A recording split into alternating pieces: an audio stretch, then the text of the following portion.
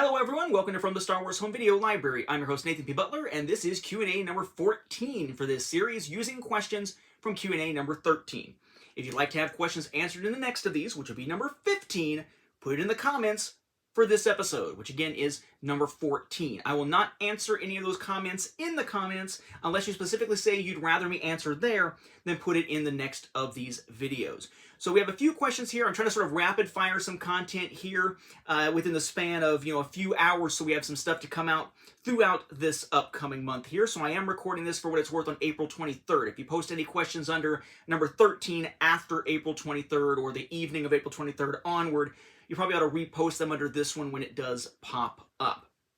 So, again, going back to this idea that we don't see names anymore when we're looking at comments. It's all usernames instead, which I do not like, but I don't know how to change. We're going to dive in here to the questions that have been asked on the last video. So, picking up here, we have one that I don't think I can answer, which is from @the_Sony_Wonder_Happy_Madison_fan, or the Sony Wonder Happy Madison fan. Yeah, it's like Happy Madison would be together, I would assume there. So the question is there any weird reason why the original US releases of the Ewoks and Droids cartoons and the Ewok television films weren't released by 20th Century Fox? So I can say that one issue there was just, I'm not sure entirely how it worked. I do know that MGM UA or MGM United Artists did have the licensing rights for releases for at least Battle for Endor in many regions. For the Caravan of Courage, it seems to have differed by region. I know in the US it was MGM UA, but it also took a while for them to do it. In other regions where you see earlier releases, you tend to see Battle for Endor from MGM UA, but then when it comes to Caravan of Courage, you see it coming from CBS Fox. I would guess it's just some kind of distribution deal relating to the fact that they aired on television through ABC, but I couldn't tell you beyond that. As to the Ewoks and Droid stuff, J2 Communications was sort of like a premier, so to speak, or a specialist in children's programming, is my understanding, so my guess is that they farmed it out to J2 Communications. I've tried to look further into J2 to see how it might be fit into a corporate structure with some of these other larger entities and maybe like how it would have been farmed out, and I've had very little luck ever finding that information. So all I can say is it would just be different distribution contracts in different regions, but why the contracts were set up as they were and with whom they were, I really couldn't say. Then this one comes from Vintage VHS Treasures 4058, who says, when it comes to trailers for the original trilogy on VHS, which one do you prefer and why? The 1986/1987 10th anniversary trailer, the 1990/1992 box set trailer that includes From Star Wars to Jedi, or the 1995 One Last Time trailer? Personally, of those, I mean, they're all solid trailers. None of them are my favorite overall. My favorite for the original trilogy would have to be for the special editions in '97. But since we're talking here, you say original trilogy, I'm assuming you mean pre-special edition. I would have to go with One Last Time. It is iconic, right? It's misleading, but it's iconic, right? Because at the time, it was, it's a chance to own the original Star Wars in its original form one last time. Except we didn't know at the time that also would apply to The Empire Strikes Back and Return of the Jedi. There was the belief at the time that it was only going to apply to the original film, and then Lucas wound up doing a special edition versions of all of them by the time they released in '97. But yeah, it's very iconic, the original One Last Time. Anytime there's a phrase in a trailer that someone will quote, and anytime they quote it, they tend to drop in to try to emulate the voice of it, I think that's an indicator that it's a big deal. Very much like the one, again, from 1997 with, THX and digital sound. And you have to say it kind of like that when you say it every time. That one is certainly my favorite, but of the ones you mentioned there, One Last Time does it for me. The other ones are also kind of cheesy, like the like cutout of an X-Wing that just kind of like swoosh because they're moving the cutout on the screen. They were okay, but for me, for my money, it's the 90s ones that tend to stand out, the late 90s ones. Then let's see, a question from Anime Freak 8149, who asks, if your house were to catch fire or about to collapse, and you'd be able to grab one item from your collection on the way out, which one would it be and why?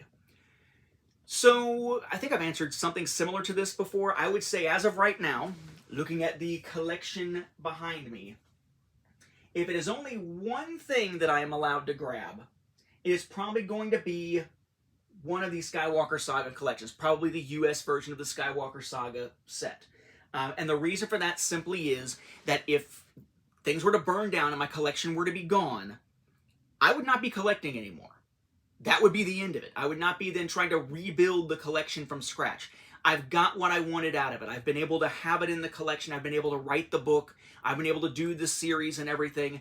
I would not be trying to rebuild it. So instead, it would be a question of just having something to be able to watch the films if I wanted to. And that would give me the most films in the modern formats as possible. It would be a practical choice in that sense. But in that case, given that I wouldn't be collecting, since so much is available digitally anyway, I don't really know, like nothing stands out to me as like an absolute must grab. That's like the must grab from a practicality standpoint. Yeah, honestly, if there was a fire, it would not be stuff in my collection I'd be grabbing anyway.